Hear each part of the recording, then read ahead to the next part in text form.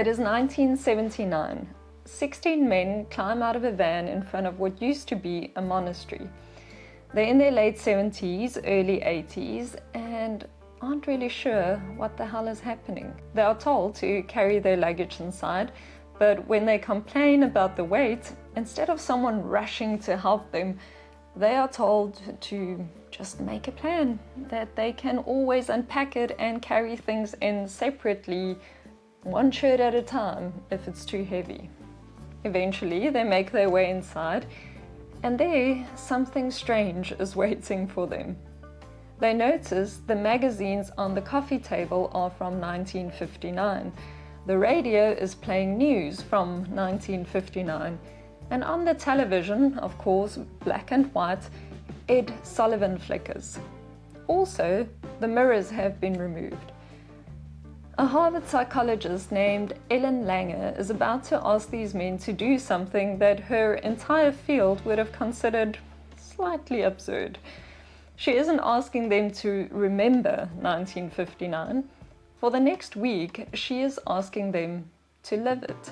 Now, what happened at the end of that week genuinely rattled people, and not just because of what changed in the bodies of those men, but because of what it possibly suggested about how powerful our minds and environments are. Let's get into it.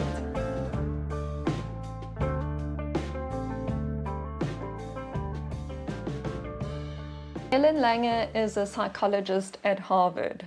She's young, sharp, and by her own account, deeply unbothered by the fact that most of her colleagues think that her ideas are a little out there.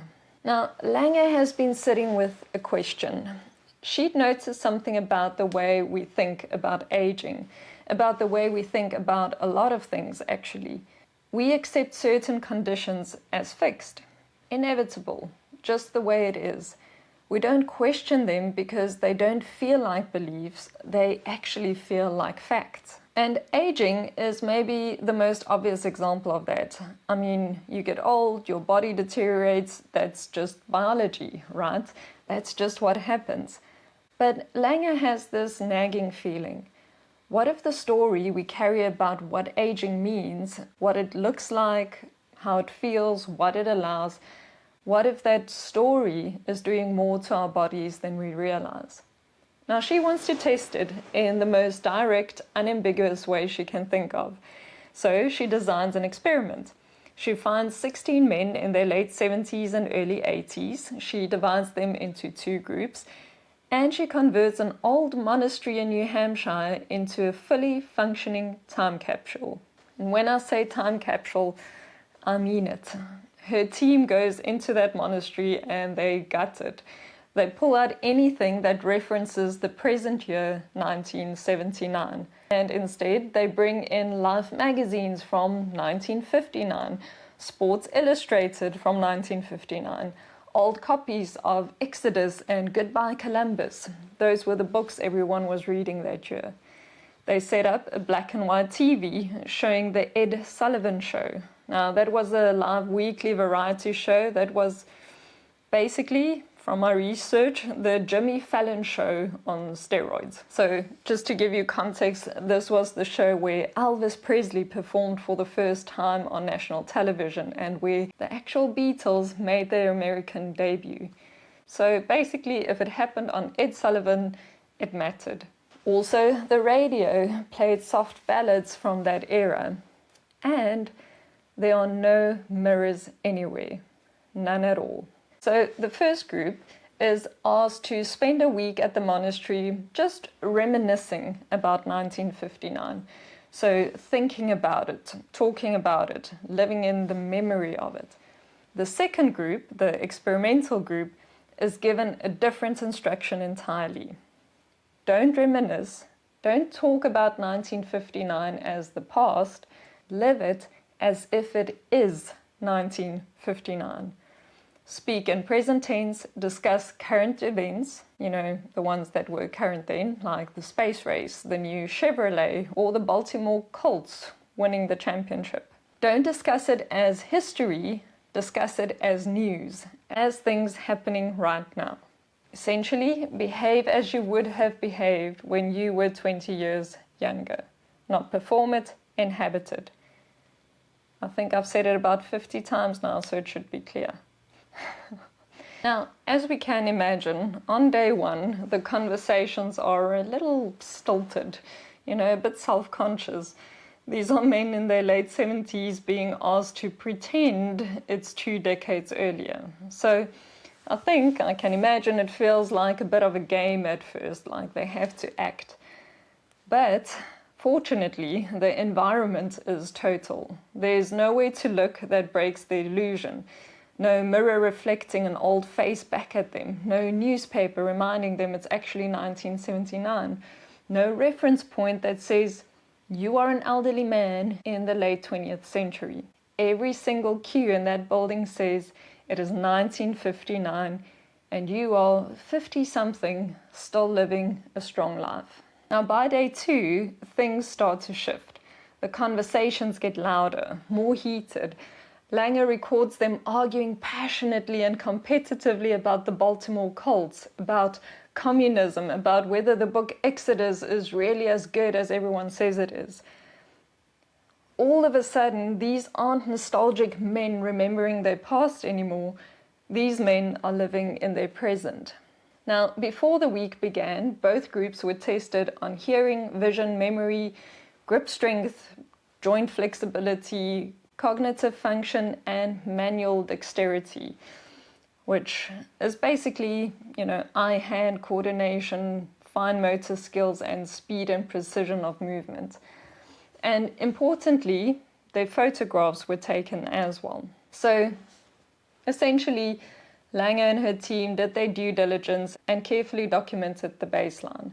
Now, after the week was done, she tested them again, and across the board for both groups, but for the experimental group even more dramatically, the numbers have moved. Their grip strength increased, they were more flexible, they had better posture, their eyesight improved, even their memory and cognition scores were better. In just 7 days, these men had gotten physically younger by almost every measure Langer tested. And here's a really cool detail as well. Remember I said that they also took photos of them before the experiment? Well, they got independent judges who had no idea what the experiment was about and showed them photographs of the men taken before and after the week. I'm sure you can guess, but those judges consistently rated the men in the after photographs as looking significantly younger. And they got all of these results with no intervention of any kind beyond the environment that they were placed in and the identity they were asked to step back into. Now, being a high performer in the academic world, Langer was of course realistic about the study and the results. She knew exactly what the critics would say, and yes, they said it. The study was small, only 16 men. It was for a short period. It was never formally published in a peer-reviewed journal, which in academic circles is basically saying it doesn't exist. Like you're not really in a relationship if you don't update your status on Facebook, or your run never really happened if it wasn't recorded on Strava. Some researchers argued that the improvements could simply be explained by a week of rest, good food, stimulating company, and someone actually paying attention to these men for the first time in many years. Any retreat might have done the same thing, they said. Well, in my humble opinion, even that still carries weight, right? Because the change in environment and what they experienced still had a physical effect. It still resulted in physical change. But I'm far from being an academic, so who am I to say? Now, Langer didn't dismiss that criticism. She actually wrote about it herself. She acknowledged she couldn't say with exact certainty what caused the changes. The study wasn't designed to isolate one variable. It was less a question of what it proved perfectly and was more about what it opened up. She called it the study of possibility. But Years later, the underlying question Langer was asking about how the mind influences the body was rigorously tested in peer-reviewed journals, and the results pointed at exactly the same thing. A few years after the Monastery study, Langer and one of her students, a researcher called Alia Crum, I hope I got your name right, who would go on to run her own lab at Stanford, ran a study on hotel housekeepers. So 84 women across 7 different hotels were asked the same simple question: do you exercise regularly? Almost all of them said no. They didn't think of themselves as physically active people. I mean, hell, after a full shift, who has the energy left for the gym, right? Except when Crum and Langer actually looked at what these women did all day, they weren't sedentary at all. Each of them was cleaning an average of 15 rooms a day. Each room taking 20 to 30 minutes, stripping and remaking beds, scrubbing bathroom floors on their hands and knees, pushing heavy carts down the corridors, lifting, bending, moving constantly for an entire shift. So by any objective measure, they were already meeting the Surgeon General's recommended guidelines for daily physical activity, and they were meeting that every single day. They just never thought of it that way. So Crum and Langer split them into 2 groups. They informed the one group exactly what their job involved physically. So here is what you do, here is how many calories each task burns, here is how it meets the guidelines for healthy exercise. So they basically made it clear to them that they are in fact active individuals who do exercise every day. That's it. They didn't give them a new gym routine, no change in diet, no change in their working hours or duties. Just a reframe of what they were already doing. Now, the other group were not informed about this and continued working, as always, believing they are not active people. Now, here's the mind-blowing result. 4 weeks later, the informed group, who now saw their work as exercise, had lost weight, lowered their blood pressure, reduced their body fat, and improved their waist-to-hip ratio. The other group, who weren't informed, doing the exact same work in the exact same hotels, showed none of that. No changes at all. That study was published in Psychological Science in 2007, and that one is peer-reviewed and has been replicated. And it points to the exact same thing as the Monastery study was pointing at 20 years earlier. The mind is not separate from the body. The story you carry about yourself is not just something that lives in your head, it has a real-world effect. So, with all this in mind, here's what I keep coming back to. Those men walked into that monastery carrying a very specific set of beliefs about what they were and weren't capable of. And I mean, those beliefs weren't arbitrary, they were based on decades of lived experience. It was based on feedback from their bodies and, maybe most importantly, messages from a culture that had a very clear idea about what it means to be a man in his late 70s. Your abilities decline, you slow down, you need help, you need to be careful. But Langer's question was, how much of what we experience as physical limitation is actually just a set of instructions we've been given by both ourselves and others that we never questioned or examined? And of course, we need to extend that question beyond the physical. We all have these beliefs about what we like, what we're capable of, what we do and don't do, what kind of person we are. We say things like, I'm not a morning person, I'm bad with money, I'm someone who gives up all the time, I'm not the kind of person who does things like that. But based on the counterclockwise and subsequent studies, is it not worth at least questioning those beliefs? And I know it might sound too simple, like you just decide to think differently and everything shifts.